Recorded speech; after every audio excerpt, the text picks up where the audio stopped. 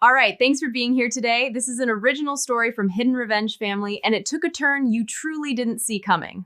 Let's get into it. By the time my father raised his crystal glass, I was already regretting the drive up to Virginia. The Gallagher estate looked exactly the way it always had. Too much stone, too much brass, too much money trying to prove it had breeding. The front lawn was trimmed within an inch of its life, the flag out front lit like it was running for office, and every window glowed warm enough to suggest family comfort, and all the other lies rich people like to stage for themselves. Inside the dining room smelled like seared steak, polished wood, and old arrogance. I was still in uniform. Not dress blues, not anything flashy. Just my Class A uniform, plain enough to make Morgan look at me like I'd shown up in a gas station apron. I had landed in the States less than 12 hours earlier, after 9 straight months overseas, and I had come straight here because my father's assistant had called twice to say General Arthur Gallagher would consider it noticed if I skipped family dinner.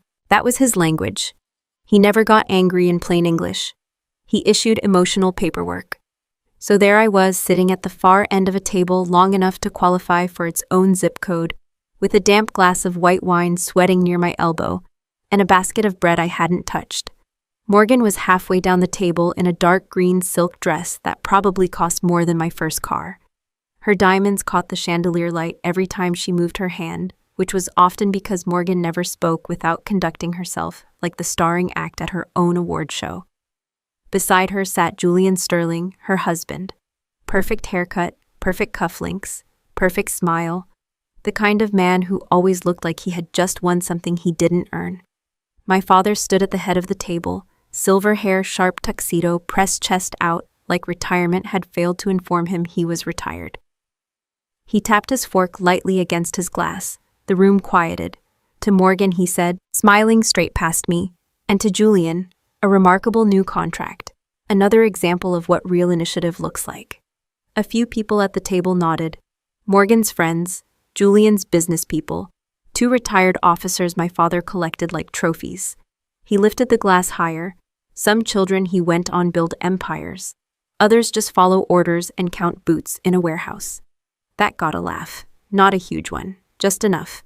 The kind of laugh people use when they want powerful men to remember they were agreeable in the moment. I cut into my steak and took a bite. That was all. No look up, no sigh, no correction. I had learned a long time ago that people like my father didn't insult you because they believed you were weak. They did it because they needed an audience to believe they were strong. Across the table, Morgan gave me a small smile over the rim of her glass. It was polished, lazy, and mean. She had been giving me that same smile since we were kids. Back then, it usually came right before she blamed me for something broken. Poor Avery, she said sweetly. Dad, don't be hard on her. Not everyone is meant to lead. Some people are just more operational. That got another laugh. Julian leaned back in his chair, like a man pleased with his own furniture. Supply logistics is still important, he said, in the tone people use when explaining to children that second-place ribbons still matter. I chewed, swallowed, and reached for my water. That was when I saw it. Julian's leather briefcase sat on the side table near the French doors. It was half open. A folder stuck out from the top by maybe 2 inches. Most people wouldn't have noticed it. I did because I noticed things for a living. A corner of the document was visible under the dining room light. Shipping manifest. The paper stock was standard contractor issue. The label formatting wasn't. My eyes landed on one block of text, then another. Material classification, routing codes, containment tags, Class 3 hazardous materials. I set my water down without drinking it. Julian was still talking, something about secure procurement channels, something about expanding logistics support for overseas readiness. It was the kind of polished nonsense defense contractors loved. Vague enough to sound important, boring enough that civilians stopped asking questions. But that paper wasn't vague. The root codes were wrong. Not clerical error wrong, not rookie assistant wrong, illegal wrong. I looked again slower this time, letting my eyes move without moving my head. Port origin, inland transfer point, secondary storage notation, restricted reroute designation. My pulse didn't spike, it flattened. That was worse. Because once you spend enough years around explosives, chemical burns, damaged vehicles, and people who think rules are optional, your body stops wasting energy on panic. It just starts calculating. Those routing codes bypassed standard military containment channels. No legitimate defense contract moved restricted chemical components that way. Not unless someone wanted them off-book, under-inspected, and available to buyers who didn't ask permission. Julian wasn't just padding invoices. He was moving controlled military-grade chemical materials through shell routing, black market. I picked up my fork again and forced myself to finish the bite I'd cut. Morgan was saying something about the gala they were hosting later that week. Julian joked about how exhausting success could be. My father beamed at them like he had personally invented both ambition and linen. Nobody looked at me except when they wanted to make sure I was still sitting quietly in my designated place as the family disappointment. Good. That gave me room to think. If the manifest in that briefcase matched what I thought it did, Julian had exposure from 3 directions right out of the gate. Procurement fraud, hazardous material, diversion, and unlawful transfer through restricted channels. And if Morgan knew, which she probably did, then her stupid little charity foundation might be doing more than hosting wine lunches and posting photos with veterans for tax write-offs. I took another bite. The steak was overcooked. Figures. My father finally looked at me. You've been quiet. I dabbed my mouth with the napkin. Long deployment. He nodded once like exhaustion was a character flaw I'd chosen for attention. Well, some careers are built on endurance. Others are built on vision. Morgan smiled into her glass. I almost laughed. That was the funny thing about arrogant people. They always assumed silence meant ignorance. They never considered it might mean restraint. The ice water hit my lap a second later. Cold, sharp, instant. The glass tipped from Morgan's hand with such clean timing it might as well have been rehearsed. Water spilled across the white tablecloth, ran over the edge, and dumped straight into my lap and down the front of my uniform jacket. Oh my God, Morgan said with the enthusiasm of a woman pretending to be surprised by a thing she had fully aimed. Avery. I am so sorry. She wasn't. The room shifted. Chairs creaked. A server hurried forward with napkins. Someone muttered, "What a shame." I stood slowly. My uniform pants clung cold against my skin. Water dripped from the hem of my jacket onto the hardwood floor. I could feel every eye on me now, which was exactly what Morgan wanted. Not just to embarrass me, to remove me, to get me away from that room. She stepped closer, pressing a stack of napkins into my hand. Her perfume was expensive and aggressive. Then she leaned in, smiling for the table, while she whispered out of the side of her mouth, "You don't belong in this room, Avery. You're embarrassing Dad." I looked at her, just for a second, long enough to let her see that I had heard every word. This is the part where I should ask you something. Have you ever sat in a room full of people who thought you were harmless while you were the only one who actually understood the danger? If you have, comment below and subscribe. Because this dinner was about to get a lot more interesting than my sister planned. I didn't say any of that to Morgan, of course. I gave her the kind of small nod people mistake for defeat. Then I turned and walked out of the dining room with cold water soaking through my uniform, and Julian's shipping codes locked in my head, so clearly I could have written them on a wall from memory. I crossed the marble foyer, past the portraits of dead Gallaghers, who all looked equally disappointed to still be here, and stepped out into the Virginia night. The air was humid, crickets buzzed in the hedges. Somewhere behind me, through all that stone and glass, my family went right back to dinner.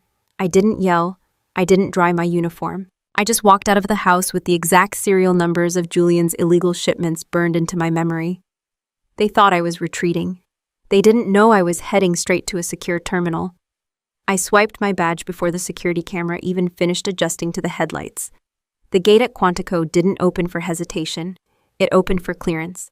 A red beam scanned across my windshield, paused on the embedded transponder. Then the barrier lifted without a word. No small talk, no fake smiles, just authorization confirmed, and the assumption that if you were here at this hour, you had a reason. I drove straight through. The difference hit before I even parked. No chandeliers, no polished speeches, just concrete steel and people who didn't waste time pretending to be important. Inside the main access corridor, the air smelled like filtered ventilation and machine heat. Fluorescent lights, steady and unforgiving. The kind that showed everything exactly as it was. A corporal at the desk looked up, saw the uniform, then the name tape. He stood immediately. "Evening, ma'am." I gave a short nod and kept moving. No one here asked what I did. They already knew. By the time I reached the elevator, my boots had stopped squishing from the water. The cold had settled into a dull irritation, nothing more. I pressed my thumb to the biometric pad. Green light. The elevator doors slid open. Sub-level access wasn't listed on any public directory. You either had clearance or you didn't exist down there. The ride was silent except for the hum of cables and the faint shift in pressure as we descended. When the doors opened again, it was into a different world. The EOD command center wasn't loud. It didn't need to be. The noise came from systems doing their job, servers running constant data streams, encrypted channels, processing intel, monitoring stations, tracking movements most people would never know existed.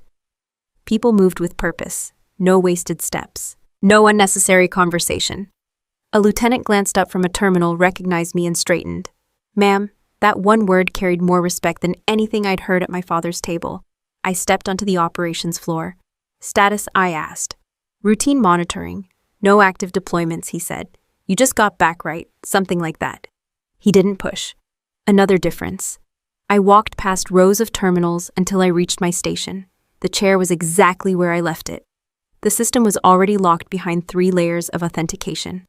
I sat down, entered my credentials, and waited for the system to respond. Clearance granted. Major Avery Gallagher, Tier 1 EOD Command. That was the version of me my family never bothered to ask about. I pulled up the Defense Department's logistics grid. It wasn't something you could just browse. Every query was logged, every access point tracked. You didn't go digging unless you were prepared to justify it. I started small. Julian Sterling, nothing unusual at first glance. Registered contractor, approved vendor networks, clean public-facing records. That was expected. People like him didn't get sloppy on the surface. I expanded the search. Subsidiaries, then subsidiaries of subsidiaries. That was where things started to bend. Shell companies layered just deep enough to look legitimate if you weren't paying attention. Different names, different states, same routing patterns. I pulled up the manifest codes I had memorized. Matched them against active shipments. There it was. A series of transfers flagged as industrial chemical support.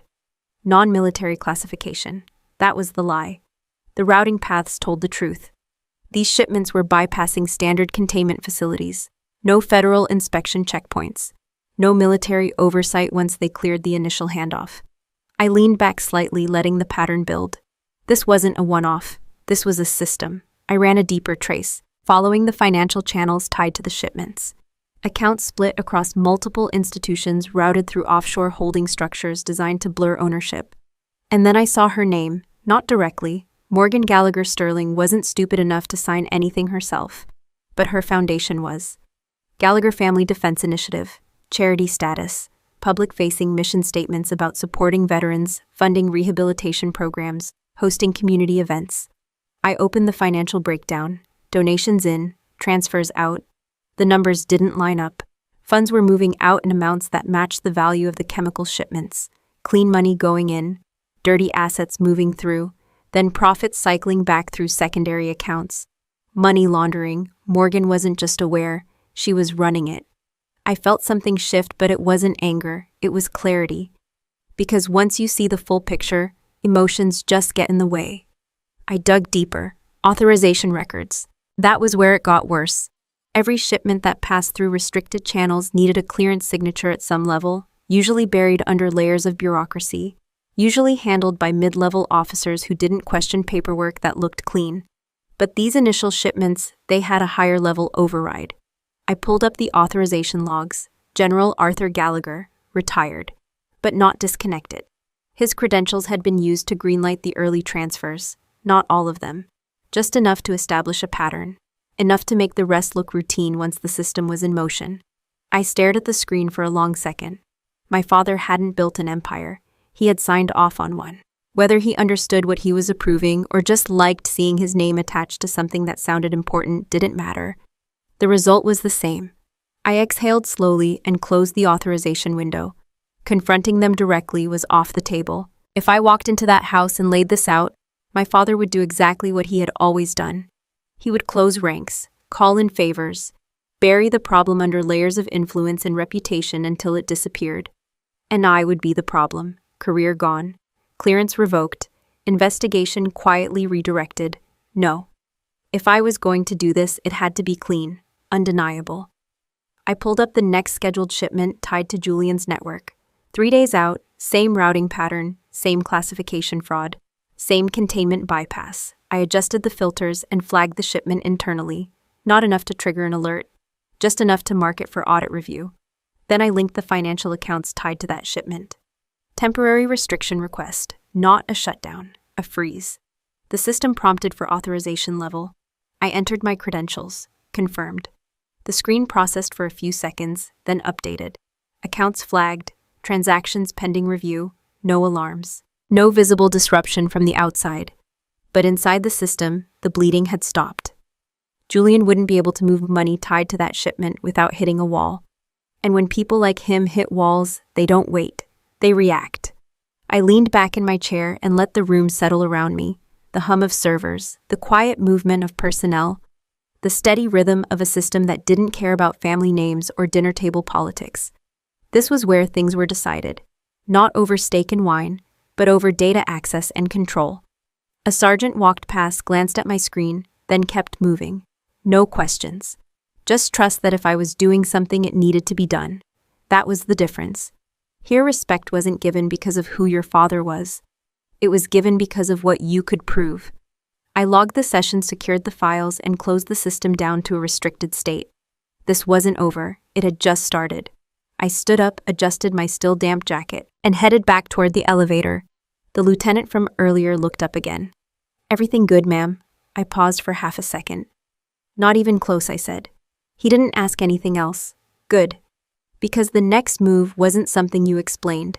It was something you executed. I locked the system and watched the freeze order process.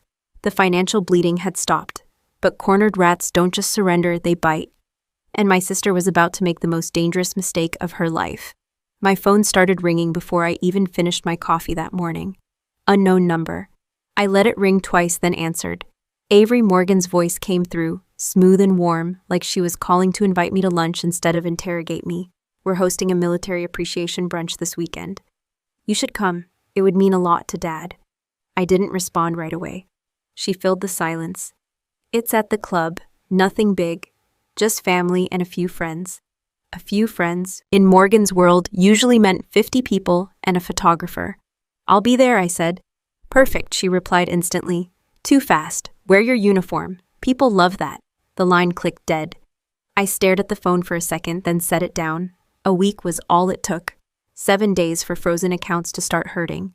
7 days for Julian's financial channels to stall. 7 days for someone who had always operated without resistance to realize something was very wrong. They didn't know what I had done, but they knew someone had, and I was the only variable that had changed. The country club looked exactly like you'd expect. White columns, polished brass, valet parking staffed by people who weren't paid enough to care about the cars they handled.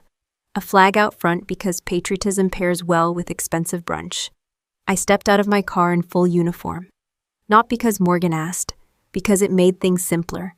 Inside the ballroom had been staged for maximum effect. Round tables, linen cloths, floral centerpieces, a banner that said, "Honoring our heroes," in a font that probably cost more than the flowers.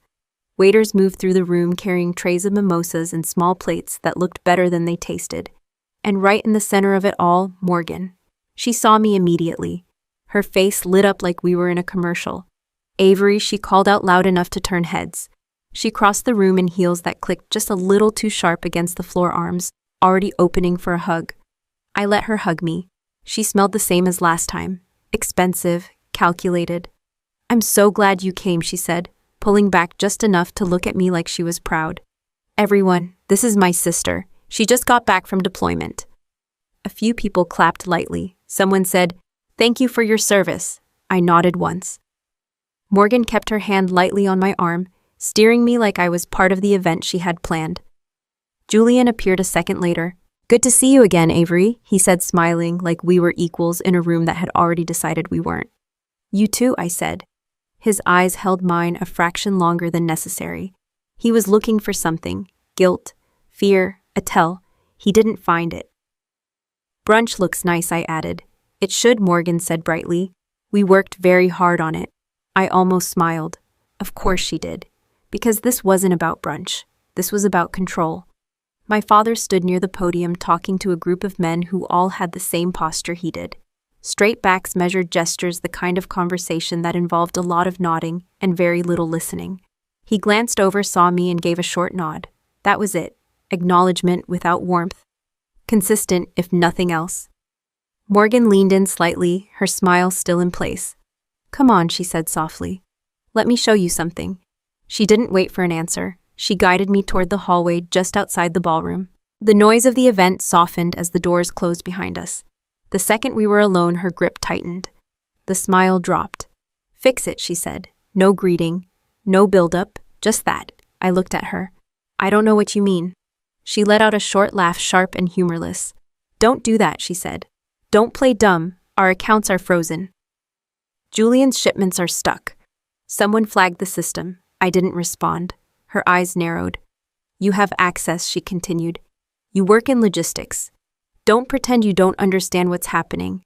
"I understand a lot of things," I said calmly. "That doesn't mean I'm responsible for them." Julian stepped into the hallway behind her. He closed the distance slowly. "You're the only one who had both the access and the timing," he said. His voice was still polite, but the edge was there now.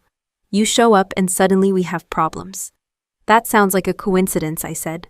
Morgan's jaw tightened. "This isn't a joke, Avery," she snapped, then immediately lowered her voice, checking the ballroom doors.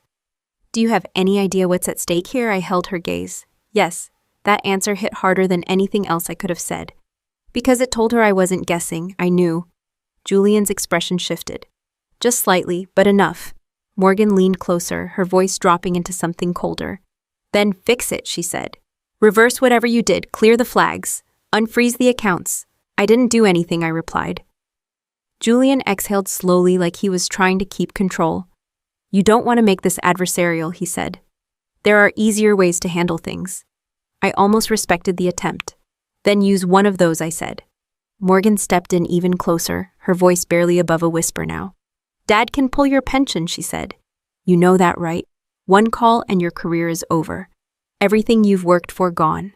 I didn't move, didn't blink, didn't react. Gray rock. It's not about pretending you don't hear them. It's about giving them nothing to work with. No emotion, no resistance, no leverage. "You should do what you think is best," I said evenly. Her eyes searched my face, looking for anything. There was nothing there. Julian watched me for another second, then looked at Morgan. She understood. Threats weren't working. Pressure wasn't working. I wasn't going to fix anything. Morgan stepped back. And just like that, the switch flipped. Her posture changed. Her expression softened.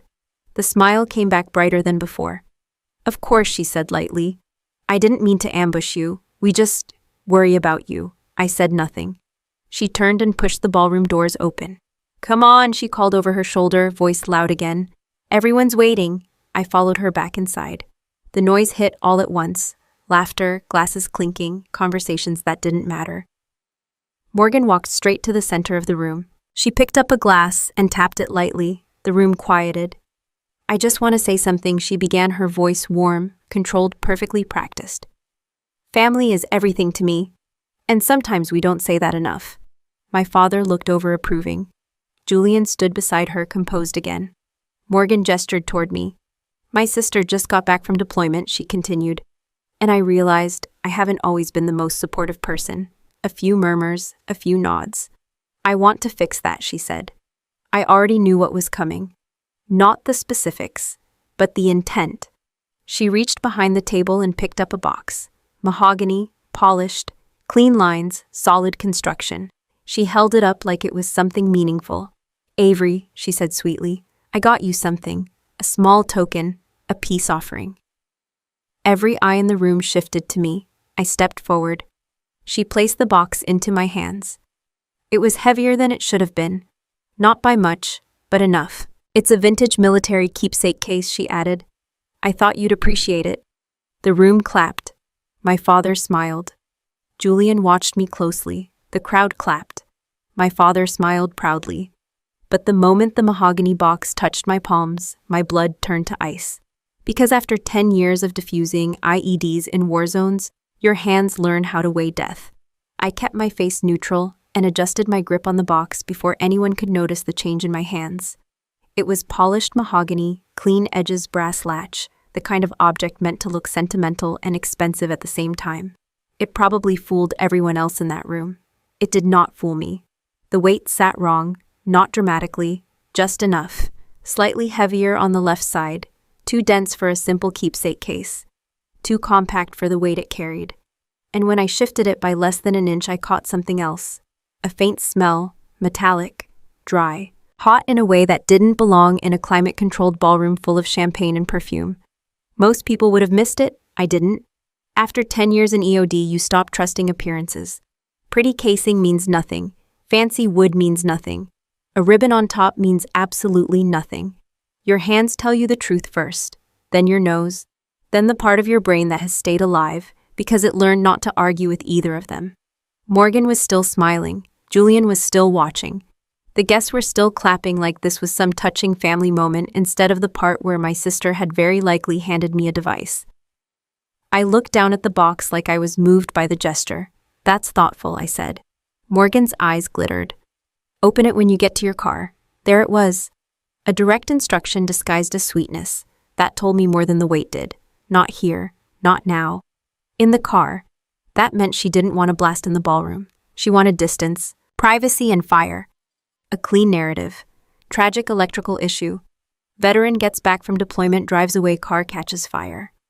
Everyone shakes their heads. Awful accident. So sad, and more important, everything in the car goes with it. My encrypted laptop, hard copies, notes, anything tied to Julian's frozen channels if I'd been carrying it.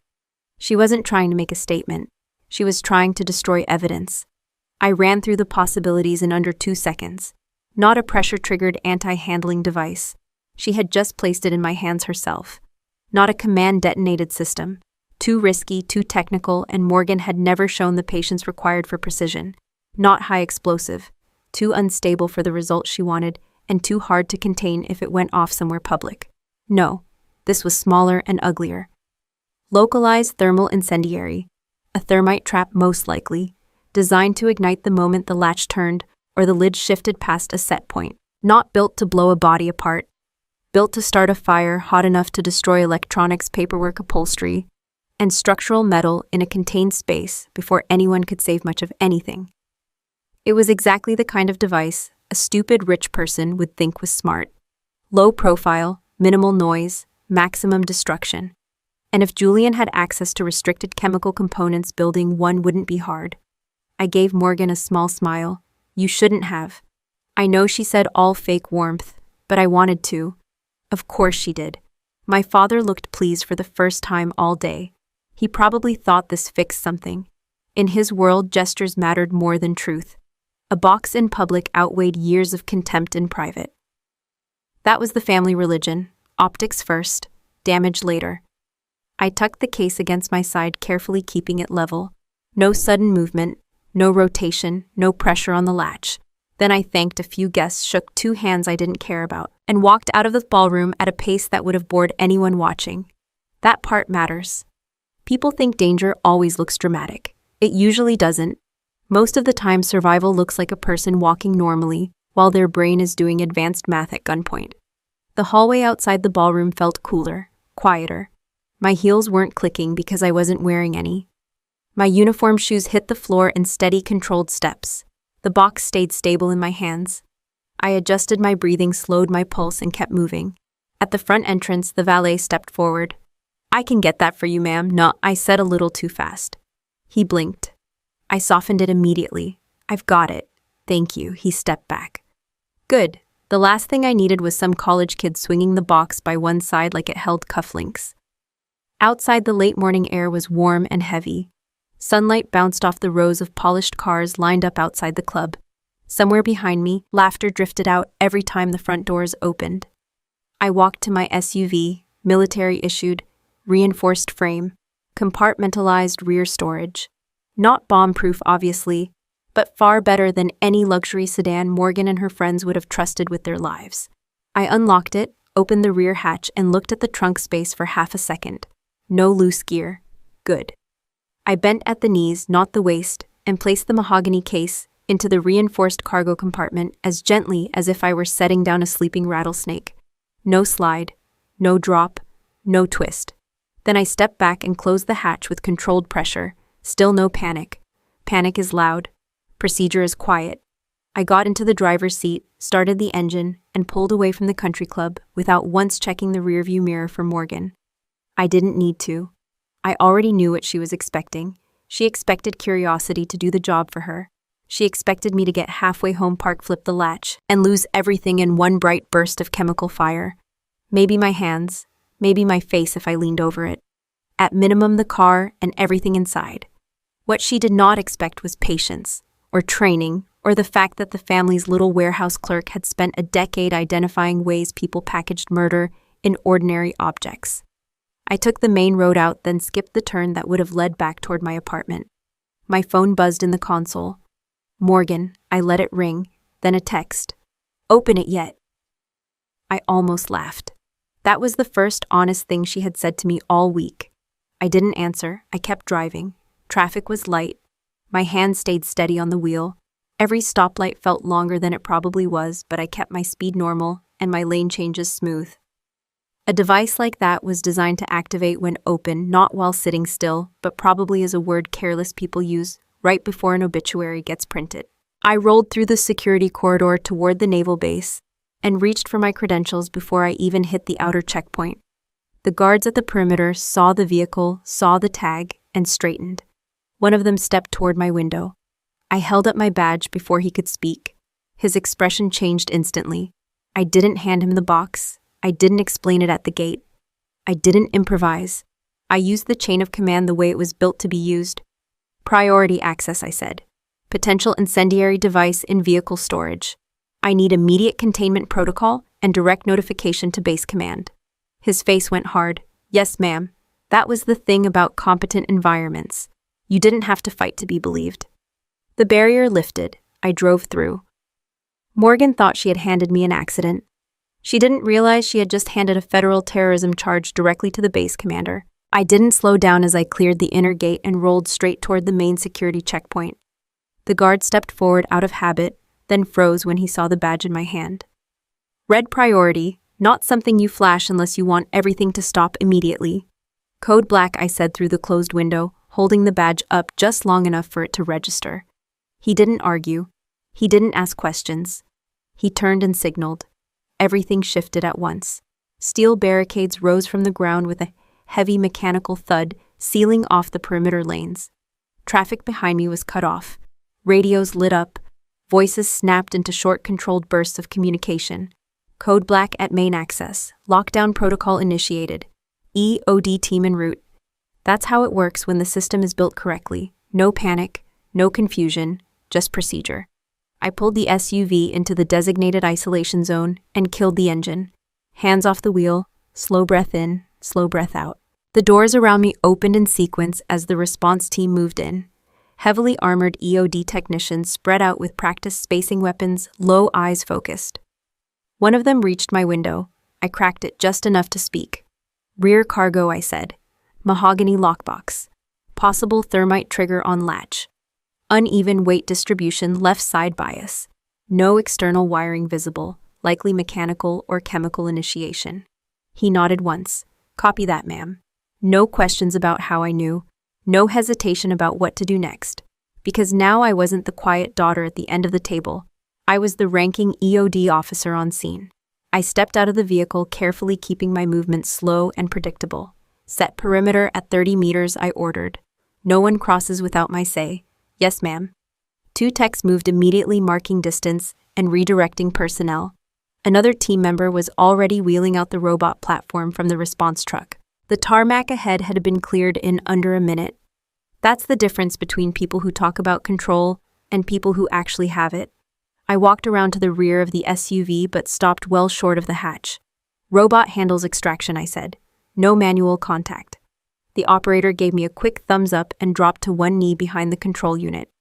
The robot rolled forward low profile, articulated arm extending with steady precision.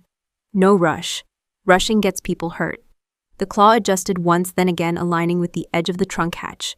It applied controlled pressure and lifted. The hatch opened smoothly. No trigger. Good. The arm moved in camera feed, transmitting back to the operator's screen. The mahogany box sat exactly where I had placed it. Still, quiet, waiting. Confirm visual, I said. Confirm, the operator replied. Object stable, no visible tampering. Proceed. The claw closed around the box with just enough pressure to secure it without shifting the internal balance. It lifted slowly, bringing the case out into open air. Every movement was deliberate, every angle controlled. The robot pivoted and rolled toward the containment zone set up 20 feet away.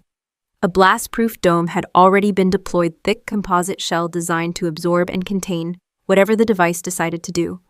The robot slid the box into the center of the dome. Object contained, the operator said.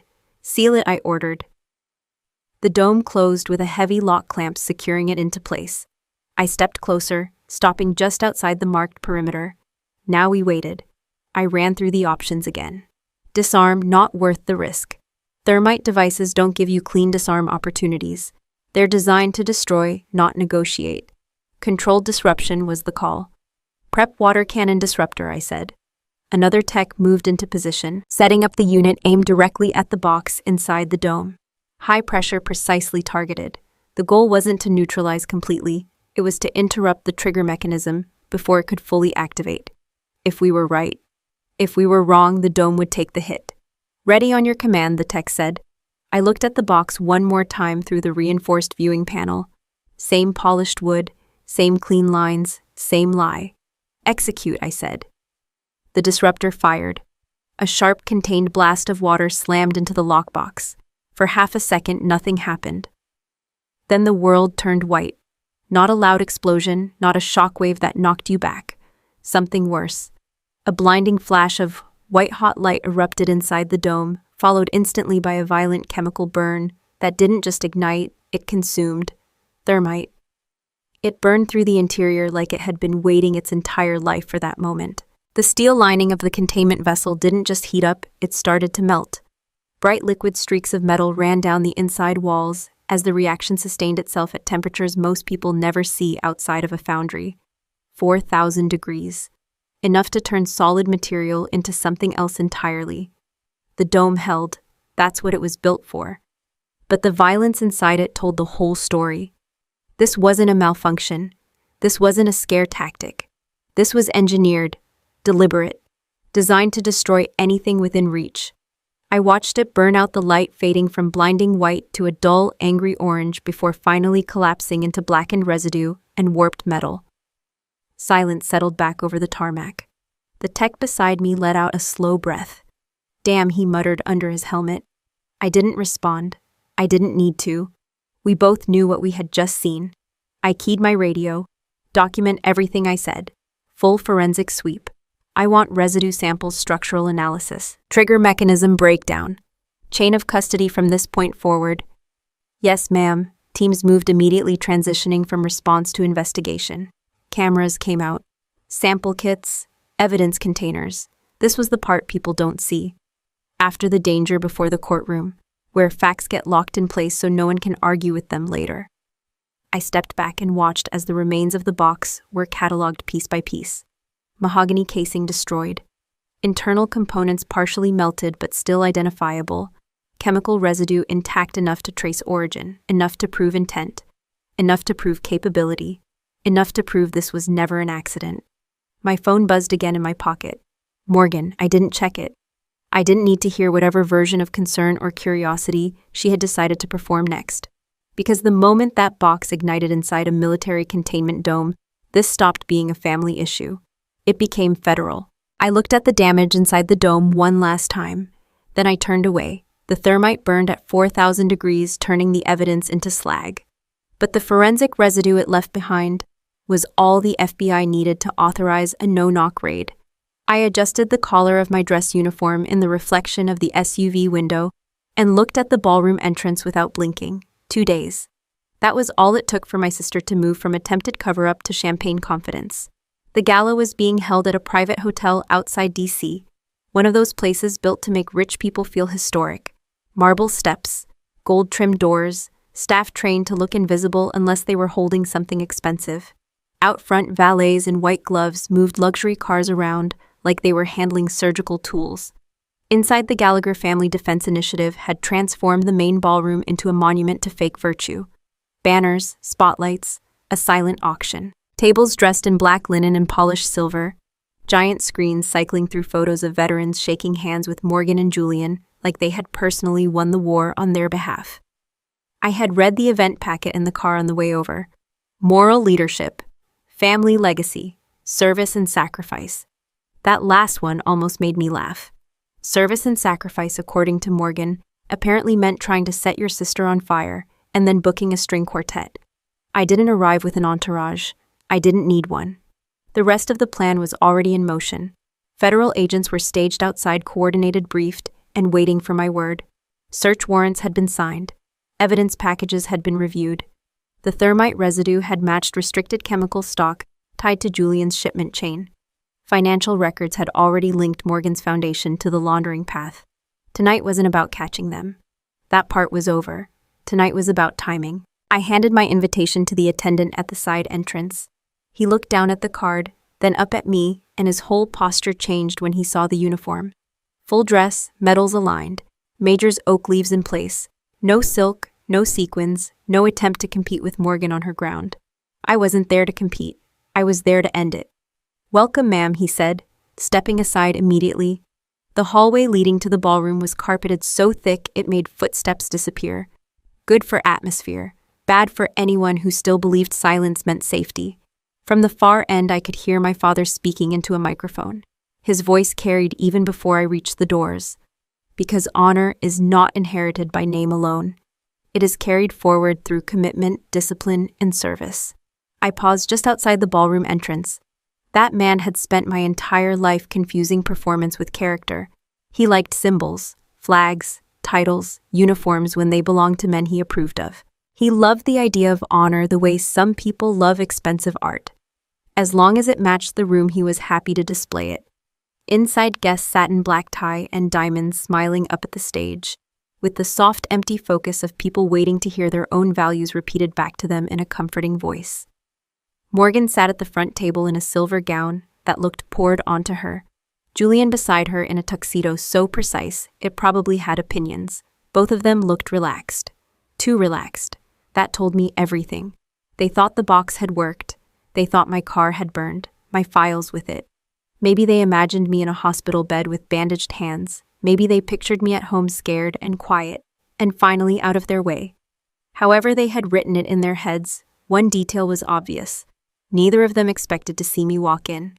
My father lifted his glass at the podium. To the next generation, he said, smiling toward Morgan, "May they preserve what matters most. Family, duty, and reputation." There it was, the Gallagher Trinity. Family as long as it was obedient. Duty as long as it was decorative. Reputation above everything else. I put my hand on the ballroom door and pushed it open. The sound didn't cut through the room. It just altered it, quietly, like a pressure change before a storm. Heads turned first from the back tables, then the middle, then the front, one by one. A ripple of attention moved across the room until it reached the stage. My father stopped mid-sentence. Julian's mouth didn't open, but the muscles in his jaw locked so hard I could see it from across the ballroom. And Morgan looked up, saw me, and went completely still. That kind of stillness is hard to fake. It's what happens when the body reacts before the mind can build a lie fast enough to cover it. Her face drained so fast it was almost impressive. Not confusion, not surprise, horror, the real kind. The kind that crawls under the skin because it means the thing you buried is standing in front of you again. I walked forward at a steady pace, my dress shoes quiet against the polished floor. Metals catching light from the chandeliers overhead. No rush, no anger, no dramatic pause.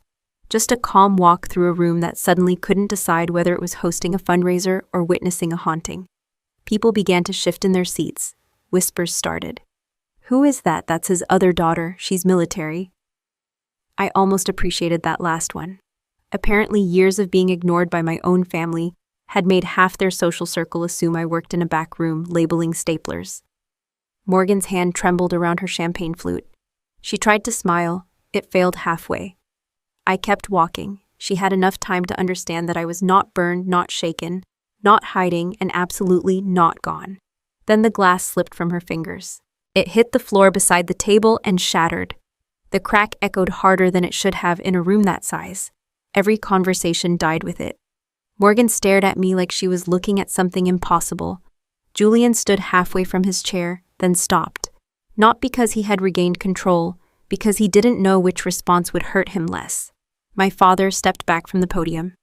"Avery," he said, voice tight with forced authority. "You're late." I almost laughed right there.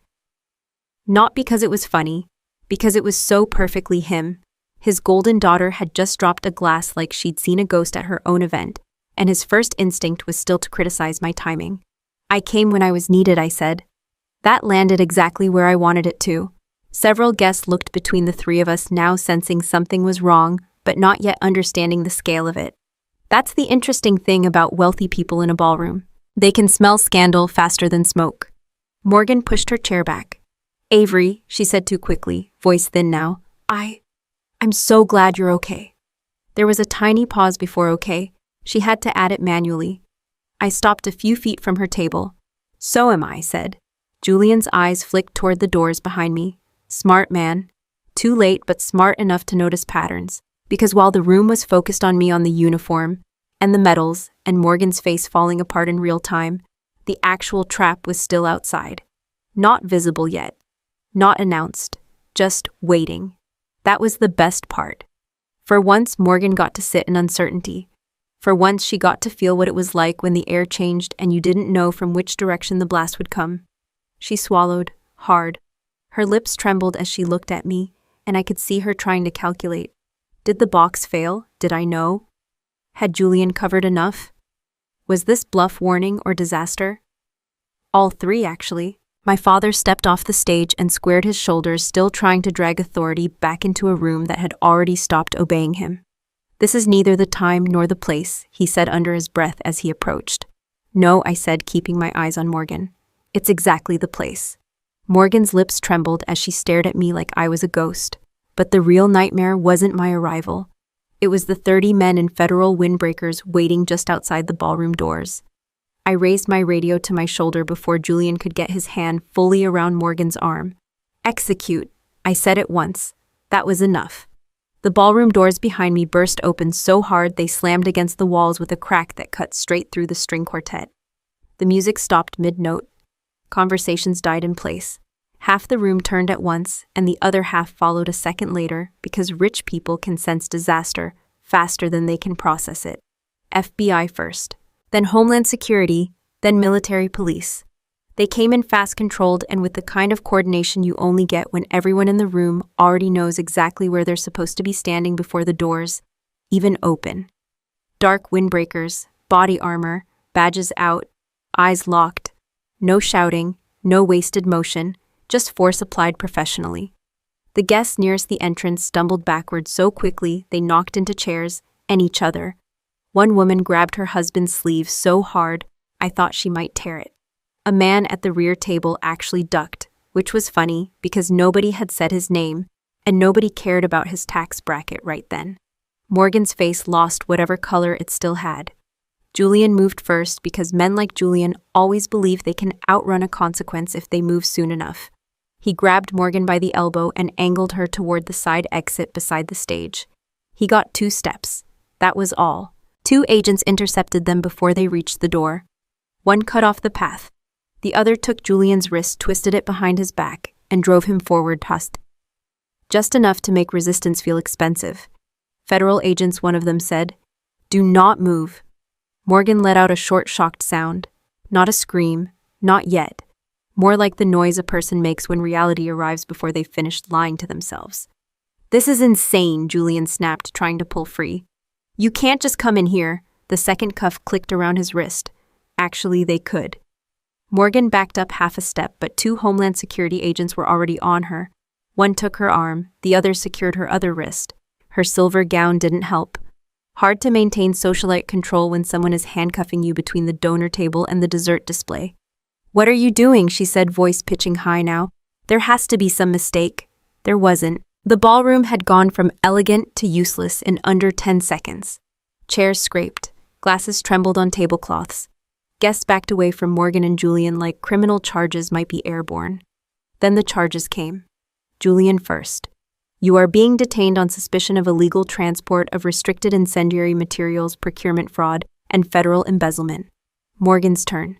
You are being detained on suspicion of conspiracy laundering of federal assets through a fraudulent charitable organization and domestic sabotage. That last one landed. Domestic sabotage, not misunderstanding, not private family issue, not messy dispute, sabotage.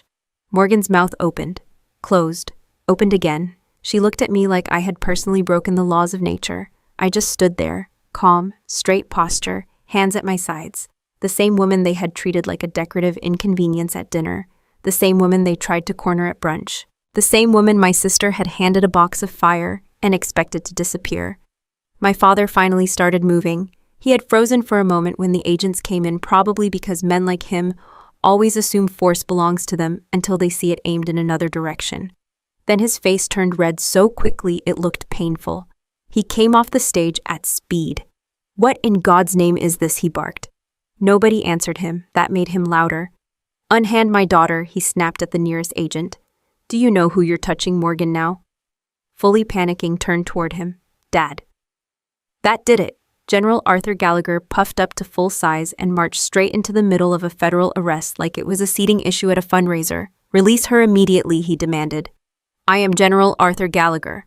One of the agents moved slightly to block his path. My father took that as a personal insult. "I said release her," he shouted. "I demand to speak to your commanding officer." There it was, that old reflex. Name, rank, volume. He had probably bulldozed half his life that way. Maybe more. Maybe it had worked for so long he genuinely believed authority was something you could keep in a glass case and bring out whenever your family embarrassed you. But federal arrests do not care about country club mythology. Morgan started crying then. Not the pretty kind. Not a single tear sliding down an expensive cheek. Real panic. Mascara starting to break. Breathing too fast. The whole thing. "Dad, do something," she said. Julian didn't ask for help. He was too busy doing the math and hating the answer. My father turned toward the room as if looking for support from the guests. That was almost sad. Half of them were suddenly fascinated by the carpeting. The other half were silently recalculating whether they had ever donated enough money to claim they barely knew Morgan. Funny how fast loyalty clears a table. I took one step closer. That's when my father saw me clearly. Not just my face, the uniform, the rank, the medals, the composure. Something in his expression shifted, but not enough. Not yet. He pointed at me like I was the intern who had parked in the wrong place. "Avery," he snapped. "Tell them to stand down." I held his gaze. No, just that. One word. It hit him harder than if I had screamed. The lead federal agent entered from the rear of the formation, then moving through the center aisle with the kind of calm that only comes from absolute control. Mid-40s, clean shave, no wasted expression. He took in the room in one sweep. Targets restrained, exits covered, civilians contained. My father stepped toward him instantly. "You?" he barked. "I am General Arthur Gallagher, and I am ordering you to release my daughter at once." The agent did not even slow down. He walked straight past him, not around him, past him. As if my father were a decorative plant making noise. That was the moment the room changed again. Because being defied is one thing. Being ignored is another. Especially for a man whose whole personality had been built on people standing up when he entered a room. The agent stopped in front of me. Then he saluted. "Crisp, clean, perfect. Area secured, Major Gallagher," he said. "The targets are in custody." No one in that ballroom breathed for a second. Not the guests, not Morgan, not Julian, not even my father, because now the room understood. Not the family version, not the polite lie. Not the story where I was the quiet daughter who moved boxes in a warehouse and should be grateful for leftovers. The real version. The one with federal teams moving on my command. The one with agents saluting me while my sister stood in handcuffs, and my father shouted at air. Morgan stared at the salute like it was physically hurting her. Julian looked sick. My father looked at my rank, then back at the agent, then back at me, and I watched decades of assumption collapse behind his eyes in real time. He had always mistaken silence for insignificance. That was his error, not mine. The lead agent lowered the salute and waited for my acknowledgement. I returned it with a nod. "Thank you, agent." He turned immediately to continue the operation. Around us, the arrests kept moving. Evidence teams entered through the side doors. Another pair of agents sealed off the stage. Someone near the back started crying quietly. probably because no fundraiser in Bethesda prepares you for federal windbreakers and thermite charges between the salad and the keynote speech. Morgan tried one last time. "Avery," she said, voice shaking now. "Please, this has gone far enough." I looked at her. "No," I said. "Now it's accurate." My father looked at my rank at the federal agents, bowing to my authority, and his knees physically buckled. He finally understood that he had been worshipping the wrong daughter. I signed the final report without rereading it. Not because I didn't care, because I already knew exactly what it said. Morgan Gallagher Sterling and Julian Sterling were facing a combined list of federal charges that didn't leave room for negotiation. Illegal transport of restricted incendiary materials, financial fraud, embezzlement, conspiracy, domestic sabotage, 20 years minimum, no parole. Their assets had already been seized. Accounts frozen permanently this time, not just flagged. Properties under review. The foundation dissolved on paper and under investigation in reality. Every polished brochure, every staged photo, every carefully worded mission statement had been reduced to evidence tags and case files. Julian had tried to lawyer up immediately. Morgan had tried to cry. Neither strategy mattered much once the thermite residue report came in. Physical proof tends to end arguments. I closed the file and slid it into the outgoing tray. The office around me was quiet, clean, functional, no decorations, no framed family photos, no reminders of anything outside the work that happened inside these walls. That wasn't an accident. When you spend enough time in places where mistakes cost lives, you stop decorating your environment with things that don't serve a purpose. A knock hit the door, not the confident kind, not the controlled professional knock I was used to. This one hesitated between taps. I didn't answer right away. It came again. "Come in," I said. The door opened slowly. My father stepped inside like he wasn't sure he had permission to exist there. General Arthur Gallagher. Retired. No uniform, no audience, just a man in a suit that suddenly looked too big for him. For the first time in my life, he didn't fill the room when he walked in. He stood just inside the door, glancing around like the absence of status symbols made him uncomfortable. "This is where you work," he said. It wasn't a question. Sometimes I replied. He nodded, like he was cataloging that information for later use. Even though there wouldn't be a later that looked anything like the past. "I spoke with someone this morning," he said. They told me what Morgan is facing." I didn't respond. He took a step forward. "Avery," he said softer now. "This has gone too far." There it was. The same phrase Morgan had used. Different tone, same assumption, that I had control over stopping consequences once they had started. "That depends on where you think it started," I said. He exhaled slowly like he was trying to manage a conversation he didn't understand. "She made a mistake," he said. "Julian misled her. You know how these things work. People get pulled into situations." "No," I said. "Just that, flat." He stopped talking, because that's the thing about people who are used to being obeyed. When you interrupt them without raising your voice, they don't know how to continue. I leaned back slightly in my chair. "They didn't make a mistake," I said. "They built a system." He shook his head, quick, dismissive. "You don't understand the pressure they were under, the expectations, the reputation. I understand exactly what they did. I cut in. And I understand what you signed." That landed. He froze for half a second, then recovered. "I didn't know," he said. "Those documents, they came through channels.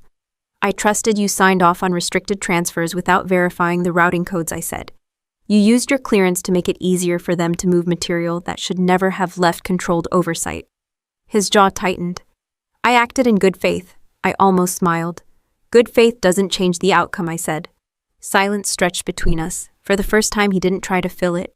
Then he did what I knew he would eventually do. He shifted tactics. "I'm asking you to fix this," he said. There it was again. Not a request. An expectation.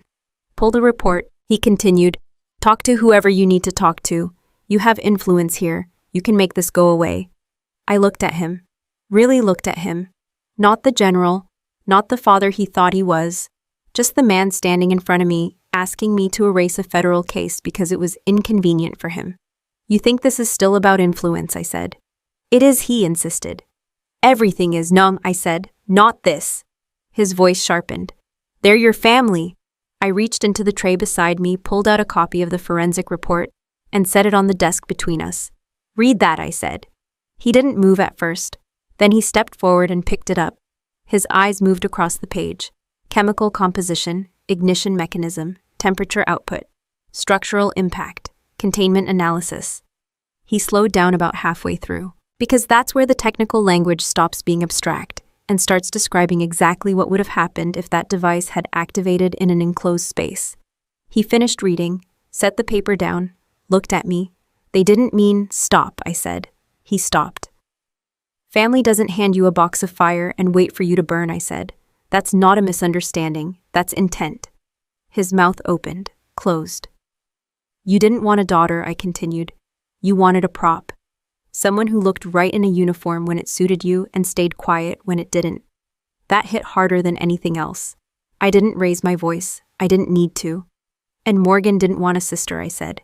She wanted a casualty. The room stayed quiet. No dramatic pause, no emotional collapse, just truth sitting there without decoration. He looked older than he had when he walked in, not physically, just reduced. You're really going to let this happen, he said. I didn't answer right away, because this wasn't about letting anything happen. It was about refusing to stop it. Yes, I said. That was the end of the conversation. He stood there for another second like he was waiting for something else. An apology, a reversal, a version of me that didn't exist anymore. He didn't get it. I pressed the intercom button on my desk. Security, I said. I need an escort to my office. My father flinched. 2 armed guards arrived within a minute. They didn't look at him like he was important. They looked at him like he was a visitor who had overstayed his access. This way, sir, one of them said. He didn't argue. That was new.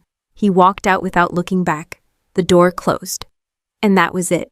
No dramatic ending, no reconciliation, just a clean break. Later that evening, I was sitting at a long wooden table by the water with my unit. No suits, no speeches, no staged lighting. Just a group of people who had spent enough time together in places that mattered to understand exactly who they were sitting next to. Someone passed a plate down the table. Someone else laughed about a story that made no sense unless you'd been there. The sun was dropping low over the water, casting everything in that steady, warm light that doesn't try to impress anyone. I leaned back in my chair and listened. No tension, no calculation, no need to measure every word. This was what family actually felt like. Not obligation, not performance, just trust. One of the guys across from me raised his glass. To not dying this week, he said. A few people laughed. I raised mine with them. I'll take that, I said.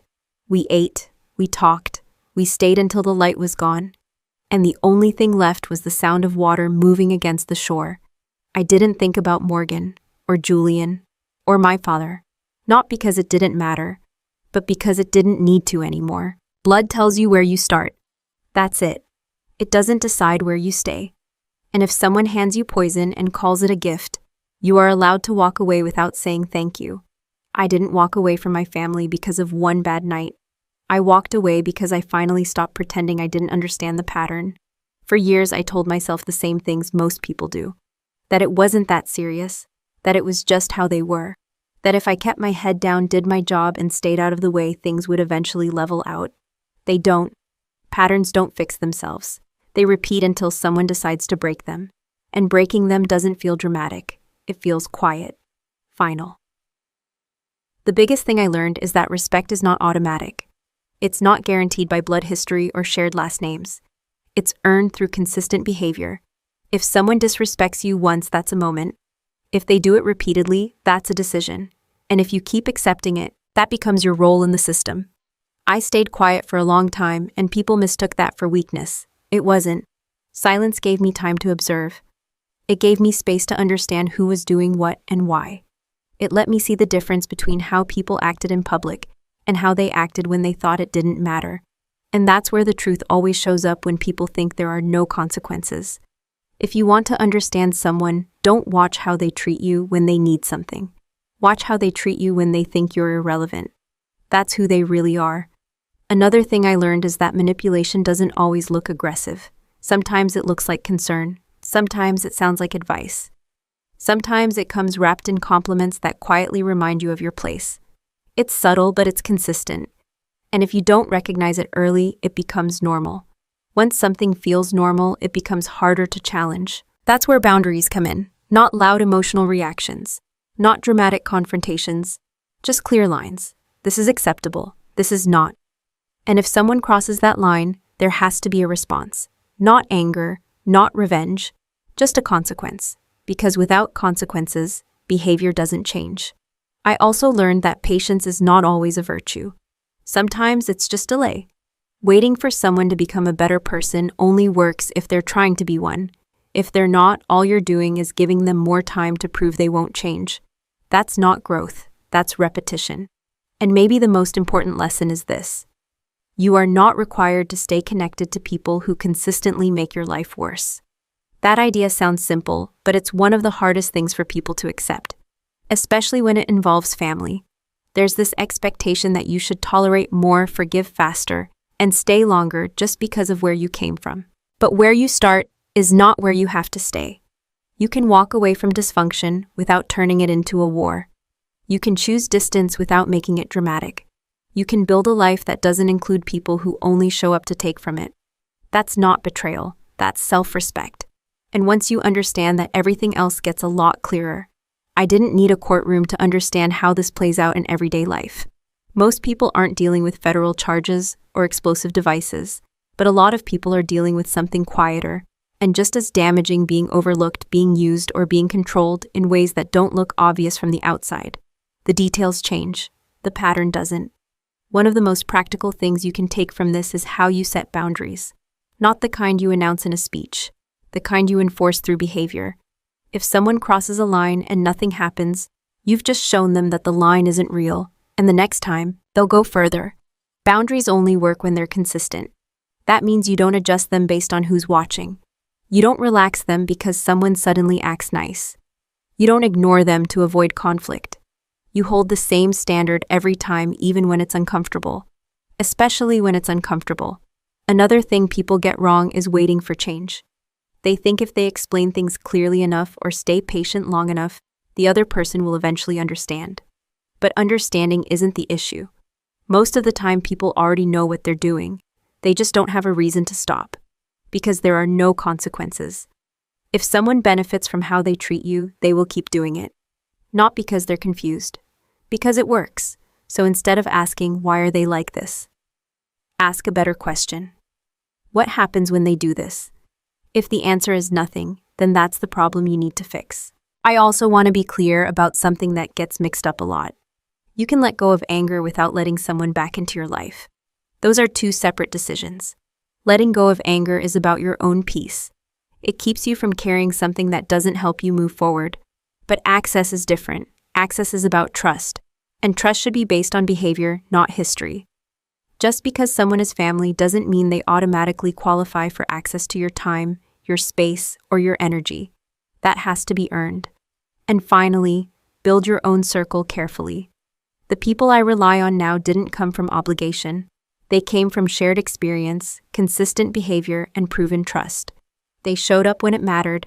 They did their job. They didn't make things harder than they needed to be. That's what you should look for. Not who says the right things. Not who looks good in public.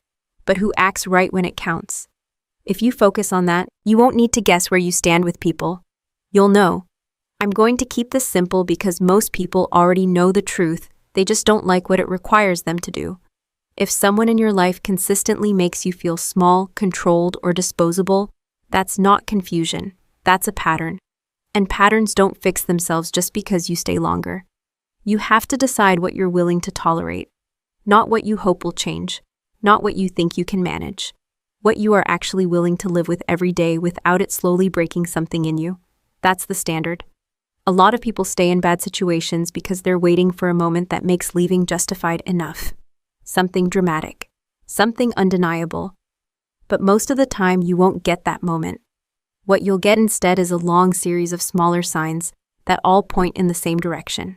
And you either listen to them or you don't. You don't need a perfect reason to step back from someone. You need a clear one.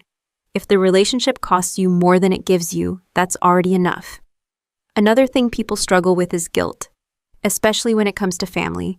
You'll hear things like, that's still your blood, or you only get one family, or you should try to fix it. But here's the reality, those statements are usually coming from people who don't have to deal with your situation. They don't live your day-to-day. They don't carry the weight of those interactions. So they don't get to decide how much you should endure. You do. And that decision doesn't have to be loud. You don't have to explain it to everyone. You don't need to make a speech or create a scene. Sometimes the strongest move is just a quiet step back, followed by consistency. Distance, clarity, no access. That's it. Also, stop confusing revenge with chaos. The best revenge stories aren't about screaming, fighting, or destroying someone in public. That kind of reaction gives them attention. It keeps you tied to them. It turns everything into a performance. Real control looks different. It's quiet. It's calculated.